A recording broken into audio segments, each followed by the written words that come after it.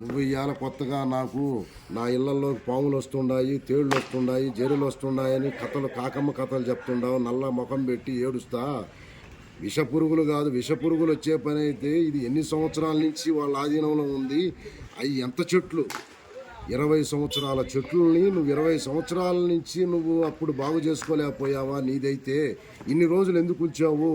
ఇప్పుడు కావాలని అండ చూసుకొని, రౌడీ షీటర్లు అండ చూసుకొని నువ్వు ఇప్పుడు కావాలని రెచ్చగొడుతుండావు. గ్రామం ప్రశాంతంగా ఉన్న గ్రామాన్ని మళ్ళీ నువ్వు తగాదలు పెడుతుండావు. అసలు చీడ పురుగు నువ్వు అసలు ఊర్లో లేకుండా వెళ్లాల్సింది.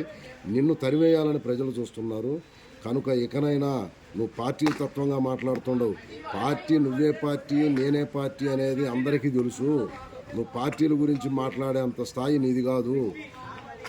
ఎంతవరకు ఉండాలా అంతవరకు ఉండటం కరెక్ట్గా నీకు కూడా పద్ధతిగా ఉంటుంది, నాకు పద్ధతిగా ఉంటుంది. ఏదైనా చట్టం ప్రకారం, రాజ్యాంగం ప్రకారం నడుచుకుంటే బాగుంటుంది. ఇవాళ నువ్వు నీకు దొమ్మ బిర్రు ఉందని ఇవాళ నువ్వు చేస్తుండావు. రేపు రాబోయే రోజులు ఆలోచించుకో. ఒక్కసారి బుజ్జన్న, నువ్వు చరిత్ర తిరగేసుకో.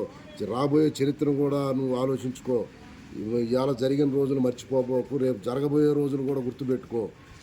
ఇంతకు మించి నేను ఎక్కువ మాట్లాడితే నీకు నాకు తేడా కూడా నువ్వు నీ టైపులో నన్ను కూడా అనుకుంటారు. నేను పెట్టిన కాగితాలు, నేను చూపించే రికార్డు పరంగా చూపిస్తున్నాను.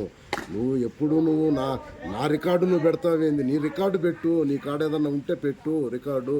నా రికార్డు నువ్వు పెట్టాల్సిన అవసరం లేదు. నా రికార్డు నన్ను అడిగితే నేనే చూపిస్తా కదా ప్రజలందరికీ.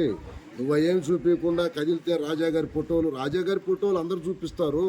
రాజులు అందరూ పరిపాలించారు. చాలామంది రాజుల కాలం పోయి ఇవాళ మనం ప్రజాస్వామ్యంలో ఉన్నాము.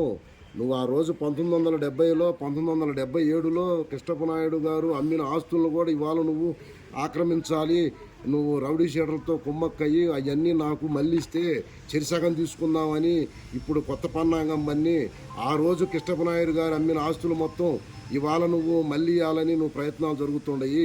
ఈ చేస్తూ ఉండవు. ఈ అరాచకాలు ఇంతటితోటి ముగింపు పలికితే నువ్వు పెద్ద మనిషిగా ఉంటావు. నా వయసుకి నువ్వు చెప్పించుకునేంత స్థాయి కాదు. నువ్వు మా తండ్రిని అనేంత స్థాయి కాదు. మా పెద్ద ఆయన్ని మహేందర్ రెడ్డి గారిని అనేంత స్థాయి కూడా కాదు. ఆయనకి మాకు ఉన్న అనుబంధం ఎట్టాడిదో అందరికీ తెలుసు. నీకు తెలియాల్సిన అవసరం లేదు. ఇంతకు మించి నేను ఎక్కువ మాట్లాడకూడదు. మాట్లాడితే అది బాగుండదు. నీ వయసుకి నేను విలువిస్తున్నాను. ఇంతకన్నా నేను ఎక్స్ట్రా మాట్లాడితే నా వయసుకు కూడా కరెక్ట్ కాదు. ఇది